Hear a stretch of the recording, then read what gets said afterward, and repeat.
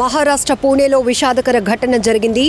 ఇంద్రాయణి నది వంతెన కూలిపోవడంతో ఈ ప్రమాదంలో ఇప్పటికీ 6 చనిపోయినట్లు తెలుస్తోంది. గల్లంతైన వారి కోసం ఎన్డీఆర్ఎఫ్, గజ ఈతగాళ్లు, స్థానికులు ముమ్మరంగా గాలింపు చర్యలైతే కొనసాగిస్తూ ఉన్నారు. ఆదివారం కావడంతో ఒక్కసారిగా పర్యాటకుల తాకిడి పెరిగింది.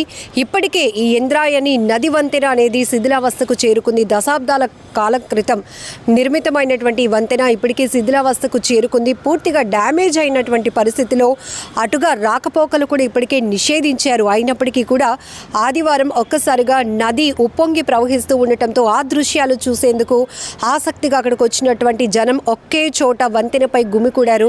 దీంతో ఒక్కసారిగా ఇప్పటికే పూణేలో గత కొన్ని రోజులుగా భారీ వర్షాలు కురుస్తున్నాయి. మరొక వైపు నది వంతెన సిచ్యువేషన్ కూడా బాగాలేదు, శిథిలావస్థకు చేరుకుంది. అసలు ఎక్కువ బరువు మోసే కెపాసిటీ లేనటువంటి పరిస్థితిలో ఉన్న వంతెనపై ఒక్కసారిగా జనం గుమికూడటం వల్ల ఆదివారం మధ్యాహ్నం ఈ ప్రమాదం జరిగింది. ఆ ప్రమాదం జరిగిన వెంటనే 4 చనిపోయారు. ఆ తర్వాత ఆ మృతుల సంఖ్య 6కి చేరుకుంది. ఇప్పుడు గాలింపు చర్యలైతే ముమ్మరంగా కొనసాగిస్తూ ఉన్నారు. ఇక్కడ మనం చెప్పుకోవచ్చు, పూణే జిల్లా నుంచి 30 కిలోమీటర్ల దూరంలో ఉన్న కుండ్మల అనేది అద్భుతమైన పర్యాటక ప్రాంతం. ఇక్కడికి ఎక్కువగా పర్యాటకులు వస్తూ ఉంటారు. ఎందుకంటే నదీ ప్రవాహాలు కావచ్చు, లేకపోతే కొండ లోయల్ లాంటి ప్రాంతాలు ఎక్కువగా ఉంటాయి. ఇలాంటి బ్యూటిఫుల్ టూరిస్ట్